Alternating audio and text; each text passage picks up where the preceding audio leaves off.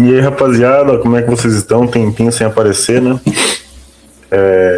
Mas decidi aqui esperar o Brasil terminar a sua fase de grupos, esperar o adversário do Brasil no mata-mata, nos 16 avos, e para fazer um pouquinho aí de conteúdo nessa Copa do Mundo, tá? Esse vídeo aqui vai estar saindo em collab com outro canal meu de futebol, tá? Que é o canal João Vitor.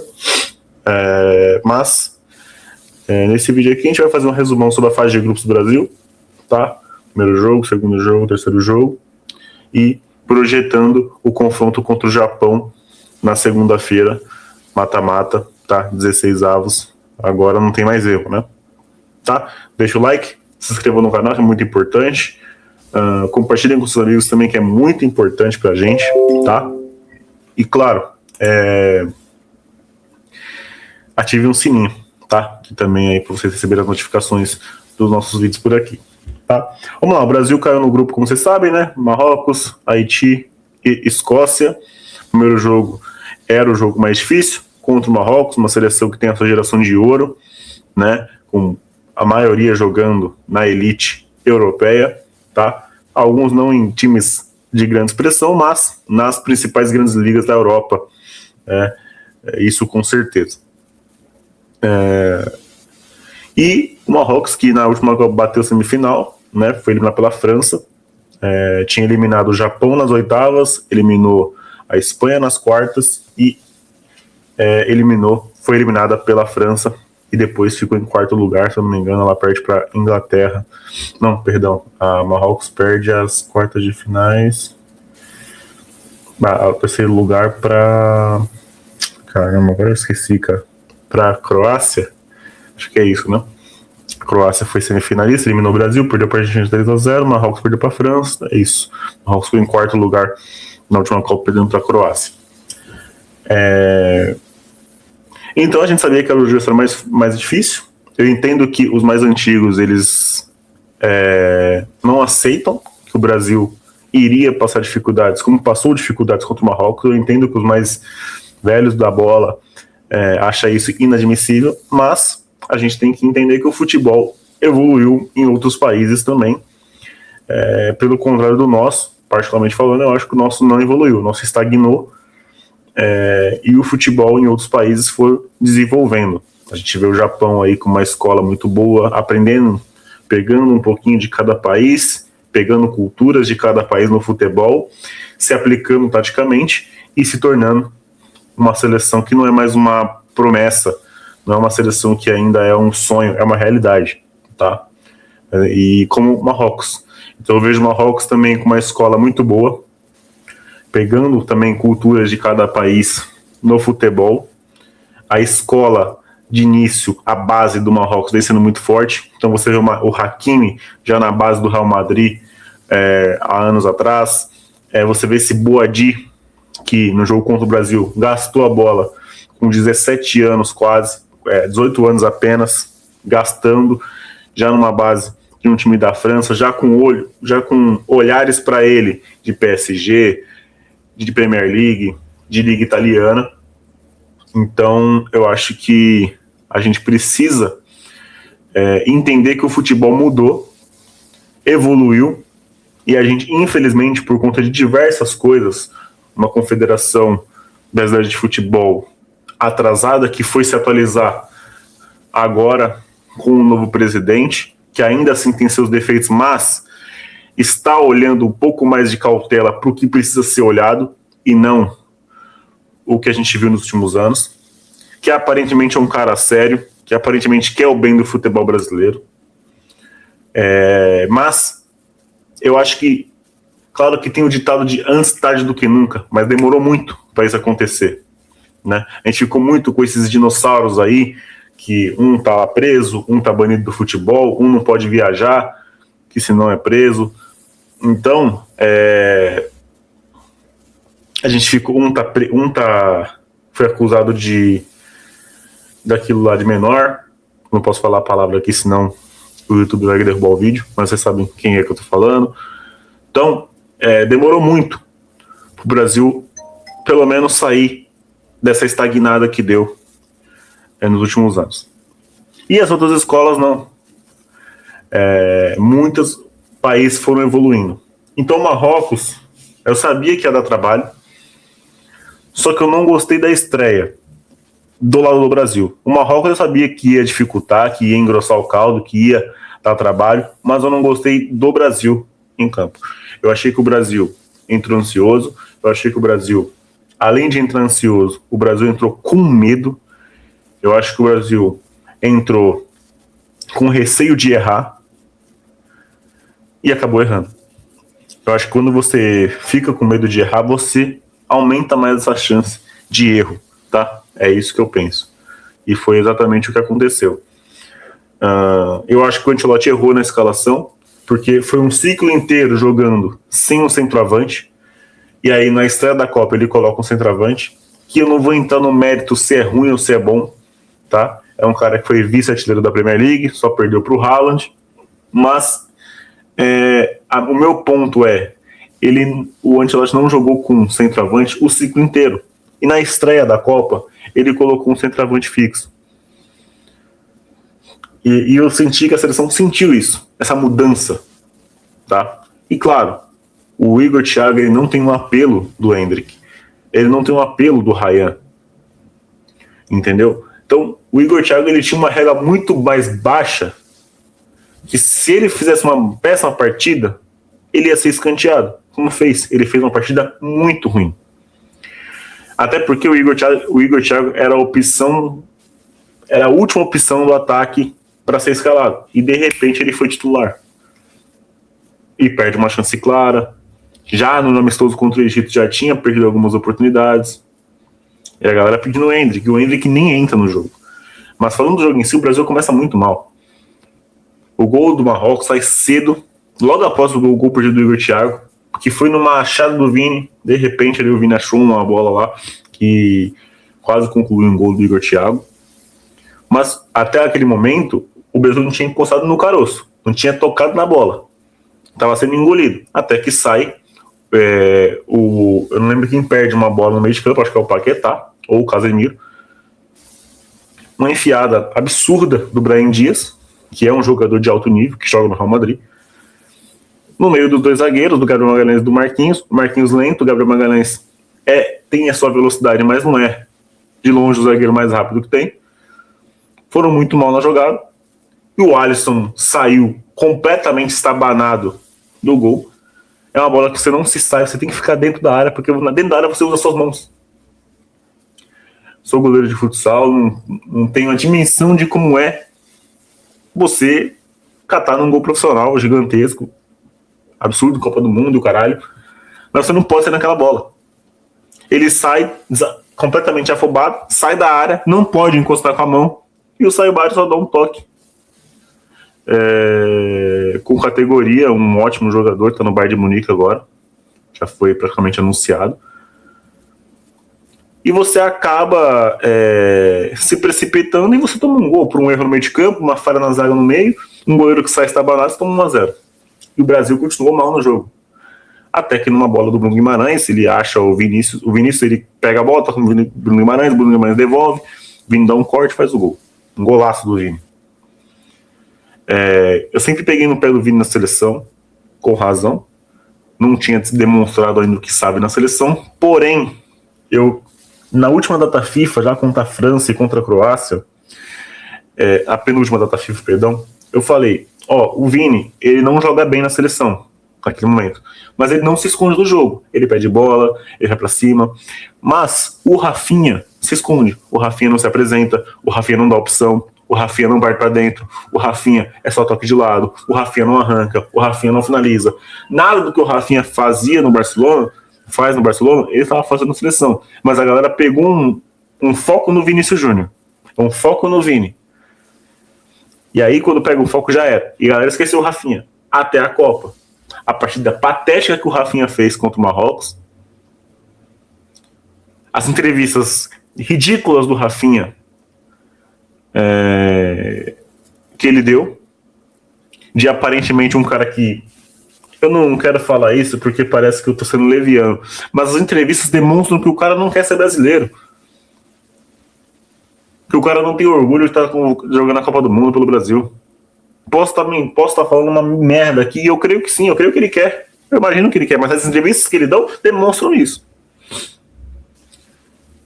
E aí o Brasil se melhora no segundo tempo, porque entra o Fabinho no lugar do Casemiro, que estava péssimo, entra o Danilo Santos, que jogou bem, o Iban sai, que foi mal, o Danilo do Flamengo, que eu sou contra a convocação, entrou e fez ok.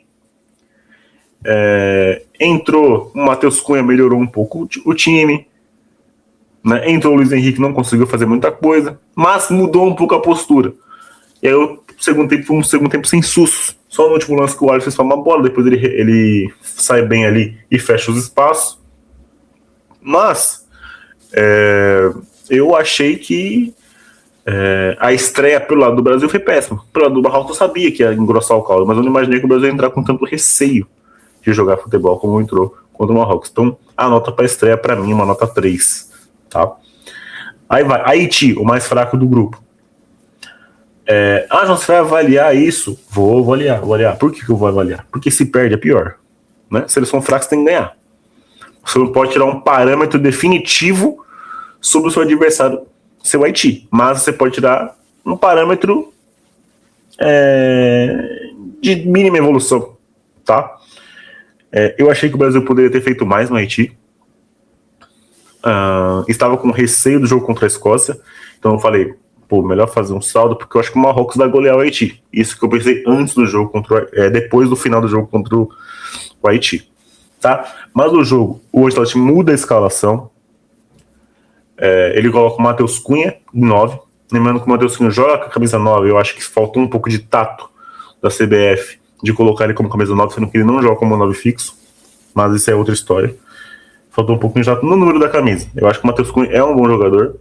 É um jogador que tem suas valências técnicas fora da área, isso é muito importante, mas eu acho que a camisa 9, ela dá um parâmetro para a gente que teve muitos camisas 9 de origem, fixos, de que, um cara bater escanteio com a camisa 9, nunca vou ver o Ronaldo batendo escanteio, nunca vou ver o Luiz Fabiano bater escanteio, o Fred, Careca,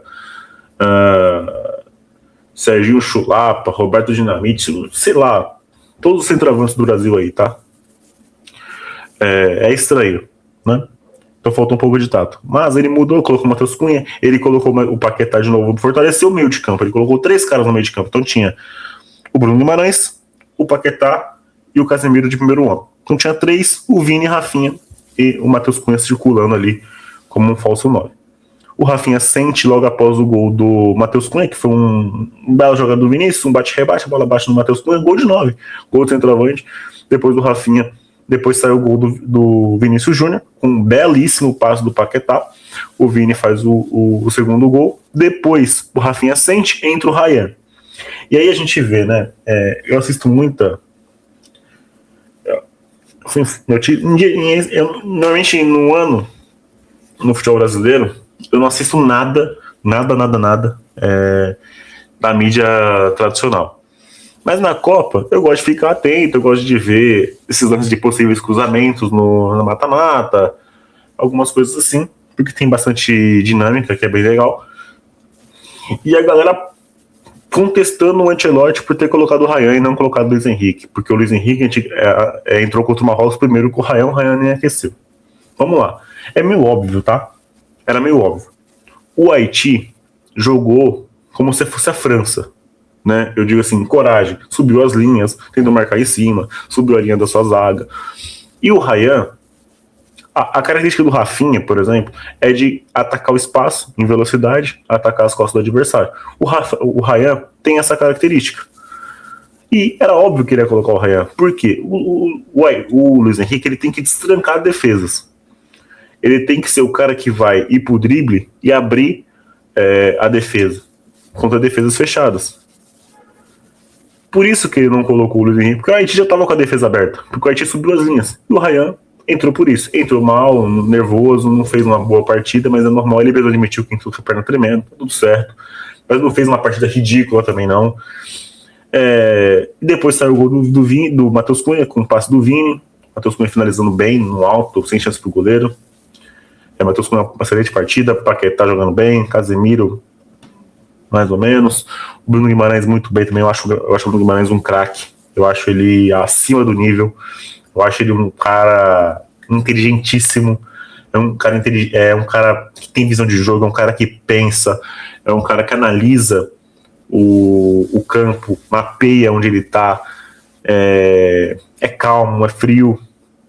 Eu acho o Bruno Guimarães um excelente jogador, excelentíssimo jogador.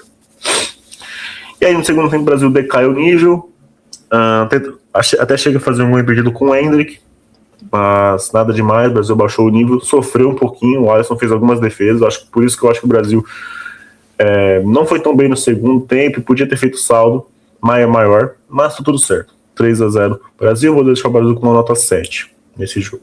Agora o último jogo, anteontem, Brasil e Escócia. Eu achei que ele ia de Luiz Henrique. Por quê? Porque eu achei que a Escócia ia jogar muito fechada e o Luiz Henrique seria o cara para destrancar a defesa com um dele. Mas não, ele foi de Ryan.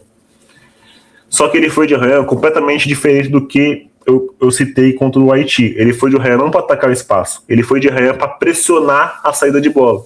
O que deu muito certo. Logo no começo do jogo, ele pressiona o zagueiro da Escócia e a bola sobra pro Vinícius Júnior. O Vinícius Júnior driblou, ele faz o gol. Mais um gol do Vinícius. O Vinícius, nesse momento desse primeiro gol, tinha 3 gols já na Copa do Mundo, tá?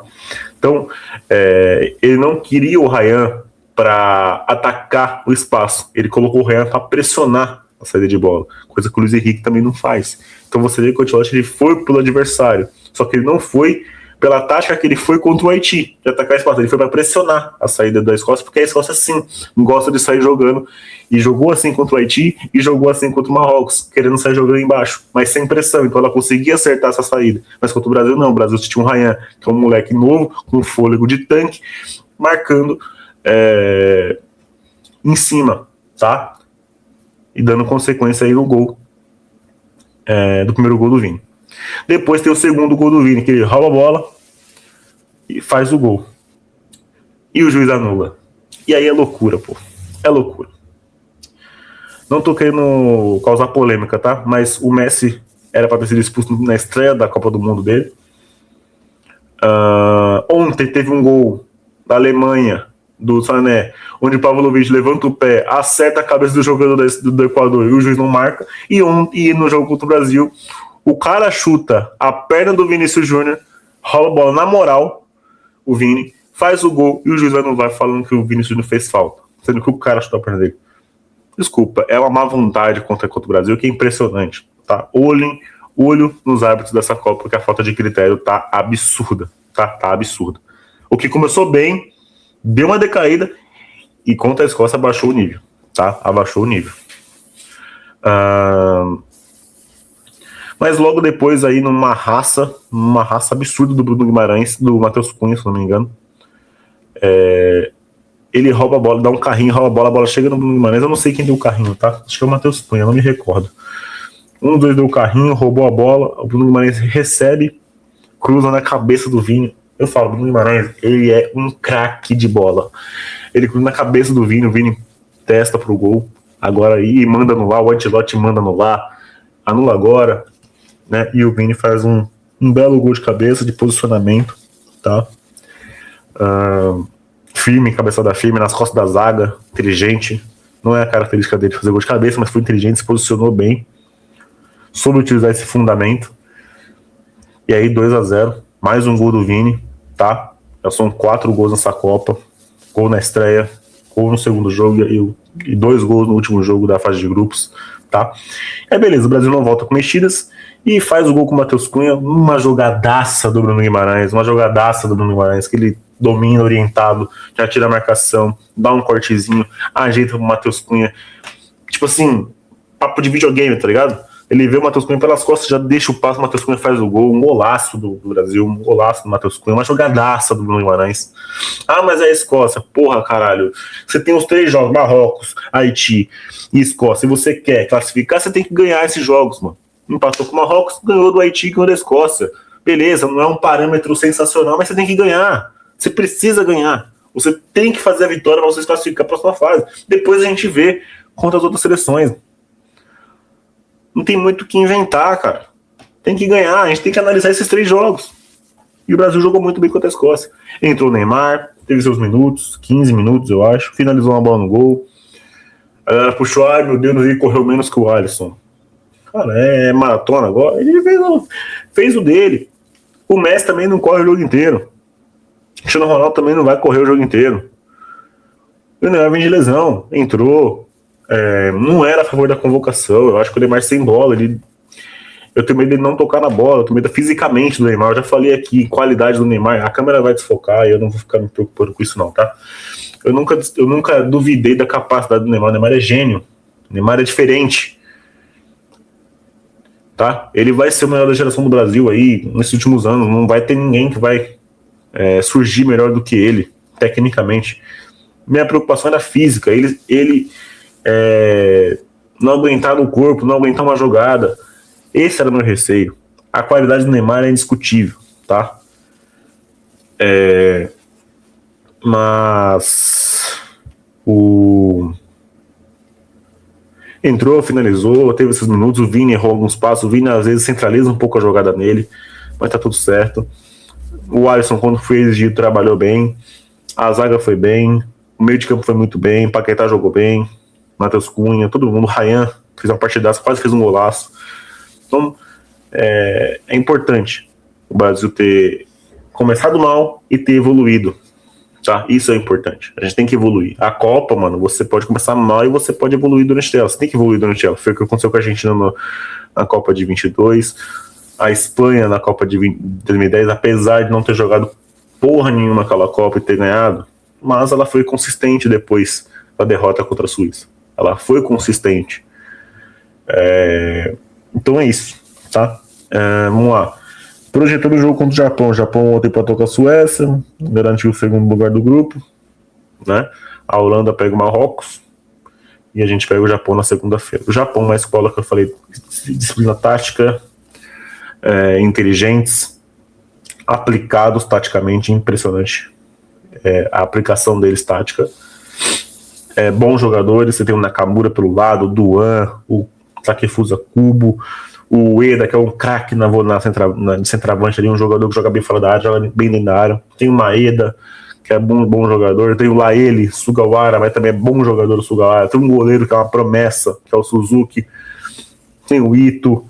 Tem uma excelente geração, mas tem seus desfalques também, né? O Japão, mais do que o Brasil. É que a gente não lembra dos nomes, mas o mais normal, o mais comum de lembrar é o Minamino. Mas tem uma excelente geração. Também são desfalcados. Eu acho que a gente tem que usar isso a nosso favor. E eu acho que o Brasil, a gente não pode só olhar para o lado positivo do Japão, as valências dele. A gente tem que olhar para o nosso também. Eu acho que o Brasil tem ótimos jogadores, tem muita valência técnica de velocidade de 1 contra 1, um meio de campo fortíssimo. Claro que eu coloco ali o Casemiro como ponto fraco, e eu não tenho receio das críticas que eu vou receber por isso. Eu acho o Casemiro o ponto fraco dessa seleção, mas e triste dizer isso, né? O Casemiro que foi um volante absurdo no seu auge, mas acho que hoje o Fabinho entra melhor do que ele. O Fabinho mata a jogada mais do que ele. Teve um lance lá na contra a Escócia que o Fabinho matou a jogada, coisa que tirou a gente de 2 Copas, matar a jogada, uma com o Fernandinho em 2018 e uma com o próprio Casemiro em 2022, que não matou a jogada. Então eu acho que ele é o ponto fraco da seleção, mas tudo bem. A gente tem um Bruno Guimarães ótimo, um Paquetá que vem crescendo muito, um Danilo na lateral que, já falei, era contra a convocação, mas não comprometeu até agora. Douglas Santos correto, né, como falam, um bom lateral, jogando decentemente, de maneira feijão com arroz, tranquilo, sereno, jogando bola, tá? A zaga que encaixou, embora não confie muito no Marquinhos, mas é isso. O Vini iluminado, um Ryan que quer estar ali, né? O Matheus Cunha que também quer estar ali. Acho que sim. Então a gente tem muitos valências ali do Japão. O Japão também tem as suas, mas acho que a gente tem muito mais. Então acho que o Brasil entra como favorito, mas tem que entrar respeitando e pezinho no chão, porque não é porque a gente é favorito, não é porque a gente tem 5 no peito que a gente tem que chegar lá e desrespeitar o Japão. Não. Respeita o Japão, respeita a escola dos caras, respeita o movimento dos caras, mas joga sério, joga com seriedade. Se precisar fazer 1-0 no primeiro tempo, já faz. Tiver chance, faz o segundo, tiver chance, faz o terceiro. Liquida o jogo. Tomou uma virada do Japão na última amistosa.